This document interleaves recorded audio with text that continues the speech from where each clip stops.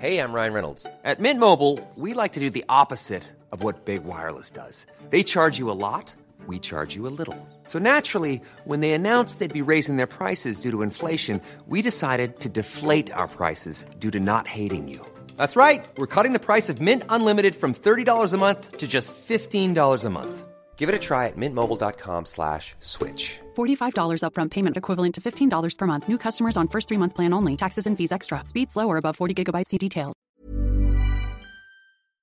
Bonjour, ici Patrick Pierrat, éditeur d'Info Bref. Voici l'essentiel des nouvelles en ce vendredi 4 octobre. François Legault a rencontré hier à Paris le nouveau Premier ministre français, Michel Barnier, à la veille de l'ouverture aujourd'hui du sommet de la francophonie. Michel Barnier a été nommé le mois dernier. Legault est le premier chef de gouvernement étranger qu'il a reçu. Les deux premiers ministres ont discuté de la place du français sur les plateformes numériques, mais aussi d'immigration. Legault en a profité pour redemander au gouvernement fédéral canadien de créer, comme l'a fait la France, des zones d'attente pour les demandeurs d'asile. Il souhaite que la moitié des 160 000 demandeurs d'asile actuellement présents au Québec soient forcés de déménager dans une autre province. L'école publique est-elle encore gratuite ? Eh bien, selon un sondage léger réalisé pour la Fédération autonome de l'enseignement, la FAE, un parent d'élève sur 3 ne considère plus que l'école publique est gratuite. Une vice-présidente de la FAE a dit à la presse que c'était une conséquence du système scolaire qu'elle dit à 3 vitesses. Ces 3 vitesses étant par ordre décroissant de rapidité selon l'analogie, les écoles privées, puis les projets pédagogiques particuliers des écoles publiques et enfin les classes ordinaires du réseau public. Les projets pédagogiques particuliers comme sport-études peuvent avoir un coût pour les parents et ne sont donc pas perçus comme gratuits. Or, le gouvernement Legault souhaite qu'à la rentrée 2026, 3/4 des élèves du réseau public soient inscrits dans un de ces programmes particuliers. Le Parti québécois dénonce la non-réalisation des achats du gouvernement. Les péquistes déplorent que le centre d'acquisition gouvernementale, qui a été créé en 2020 par le gouvernement Legault, se tourne principalement vers de grands fournisseurs situés à Montréal et hors du Québec, au détriment des entreprises québécoises qui sont situées en région. L'an dernier, la totalité des achats des ministères et organismes gouvernementaux de la Côte-Nord et du Nord du Québec ont été effectués à l'extérieur de ces régions. La proportion des achats qui sont faits hors de la région frôle les 100% en Gaspésie, dans le Bas-Saint-Laurent et au Saguenay-Lac-Saint-Jean. En fait, Montréal est la seule région à se distinguer.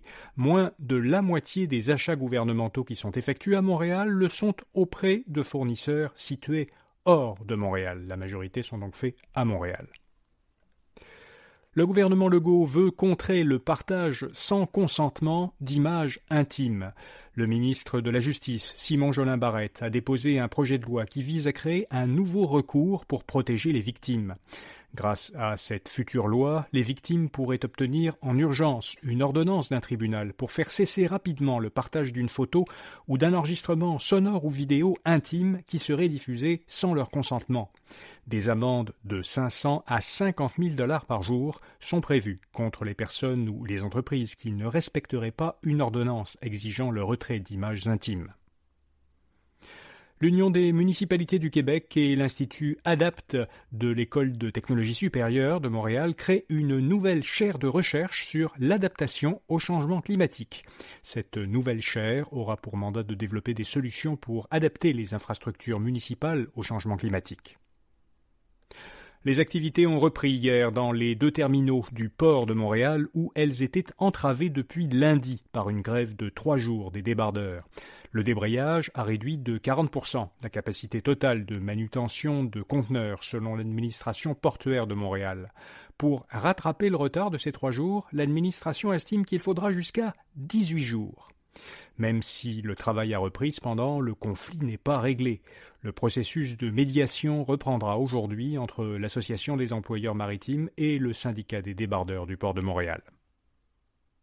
Il y a eu un problème technique à la Banque nationale. Il a fait en sorte que des milliers d'employés n'ont pas reçu leur paie à temps cette semaine. Certaines transactions, comme des dépôts de salaire, n'ont pas pu être traitées dans les délais habituels. Le problème a concerné les employés de plusieurs centaines d'entreprises et il a retardé les envois de paie qui étaient programmés. Les dépôts de paie en retard devaient normalement être traités avant la fin de la journée d'hier. Il s'est vendu en septembre au Québec 20% plus de propriétés résidentielles que l'an dernier, selon l'Association professionnelle des courtiers immobiliers du Québec. Dans plusieurs régions, le nombre de transactions a été supérieur à la moyenne enregistrée pour septembre depuis que les données ont commencé à être compilées par la base de données Centris en 2000. C'est notamment le cas dans les régions métropolitaines de Montréal et de Québec.